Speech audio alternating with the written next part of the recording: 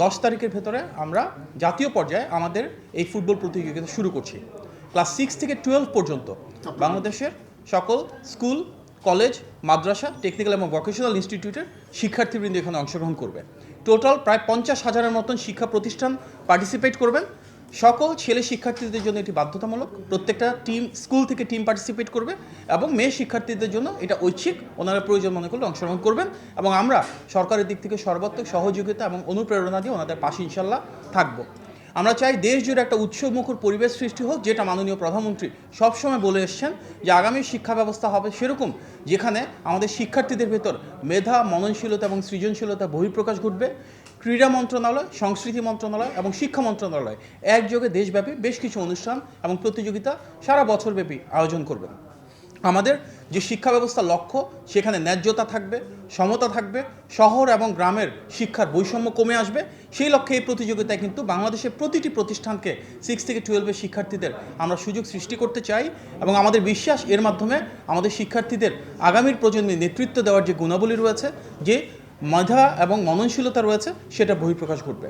আজকে সর্বসম্মতিক্রমে এখানে সিদ্ধান্ত গৃহীত হয়েছে যে সংশ্লিষ্ট প্রতিটি মন্ত্রণালয় তাদের সহযোগিতা প্রদান করবে। যেই মাঠগুলোতে খেলা অনুষ্ঠিত হবে সেই মাঠগুলো সেভাবে প্রস্তুত করা হবে। আমাদের সচিব মহোদয় আগামীকালকে বিভাগীয় কমিশনারবৃন্দ এবং ডিসিবৃন্দ সহ সবার সাথে মিটিং করবেন। স্থানীয় মাঠ প্রশাসনে কার্যকর উদ্যোগ গ্রহণের সিদ্ধান্ত নেওয়া হয়েছে।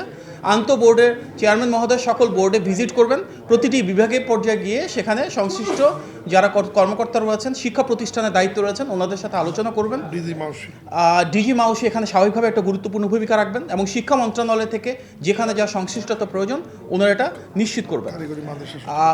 এখানে আমাদের দুজন সচিব রয়েছেন, আপনারা দেখছেন যে মাধ্যমিক এবং উচ্চশিক্ষা সচিব রয়েছেন, কারিগরি এবং মাদ্রাসা সচিব রয়েছেন। ওনারা ওনাদের কার্যকর উদ্যোগ গ্রহণ করবেন এবং যেখানে প্রয়োজন সেখানে ওনাদের আচ্ছা ফরম্যাটটার কথা বলছেন মাননীয় প্রতিমন্ত্রী মহোদয়। আপনারা জানেন যে ইতিপূর্বে প্রায় 22 লক্ষ শিক্ষার্থীর অংশগ্রহণে প্রাইমারি স্কুলের গোল্ড কাপ ফুটবল টুর্নামেন্ট হয়েছিল। সেখানে যে ফরম্যাটটা ছিল এখানেও সেম থাকবে। আমরা যেহেতু বলছি সারা বাংলাদেশে তৃণমূল থেকে আমরা খেলোয়াড় তৈরি করতে চাই, এখানে প্রথমে উপজেলা পর্যায়ে হবে, তারপর জেলা পর্যায়ে হবে, তারপর বিভাগ পর্যায়ে হবে, তারপর জাতীয় পর্যায়ের ফাইনাল খেলা অনুষ্ঠিত হবে। এবং আমাদের প্রথম যে ফার্স্ট ম্যাচটা অনুষ্ঠিত হবে সেখানে ইনশাল্লাহ আমরা প্রত্যাশা করছি মাননীয় প্রধানমন্ত্রী উপস্থিত থাকবেন এবং প্রাইমারি স্কুল ফুটবল টুর্নামেন্টের মতন ফাইনালও ইনশাল্লাহ আমরা ওনার উপস্থিতি কামনা করছি। এই ফুটবল টুর্নামেন্টের বৈশিষ্ট্য হচ্ছে মাননীয় প্রধানমন্ত্রী সরাসরি পৃষ্ঠপোষকতা করছেন এবং যার কারণে এর নাম প্রাইমারি স্কুলের ফুটবল টুর্নামেন্টের পাশাপাশি আমরা বলছি কি এখানে prime ministers gold cup football tournament.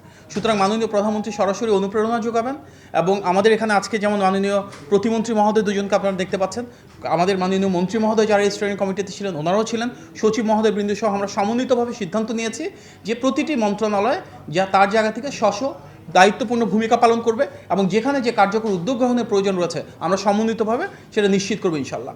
বিশেষভাবে মিডিয়ার ভাই বোনেরা আপনাদের প্রতি আহ্বান যা থাকবে, আমাদের যেহেতু সারা বাংলাদেশ থেকে শিক্ষার্থীরা অংশগ্রহণ করবে, ইতিপূর্বে আমরা দেখেছি এই ধরনের প্রতিযোগিতা যারা ভালো করে তাদেরকে যেন জাতীয় পর্যায়ে আমরা স্বীকৃতি দিই, একটু মূল্যায়নের ব্যবস্থা করি, একটু অনুপ্রেরণা যোগাই এবং তাদেরকে যেন আমরা তাদের ভবিষ্যৎ আকাঙ্ক্ষা যেটা রয়েছে ভালো করার জন্য, জাতীয় পর্যায়ে এসে সফল হওয়ার জন্য সেভাবে আপনারা তাদেরকে হাইলাইট করবেন, যেখানে প্রয়োজন তাদেরকে প্রচারণার আওতায় আনবেন।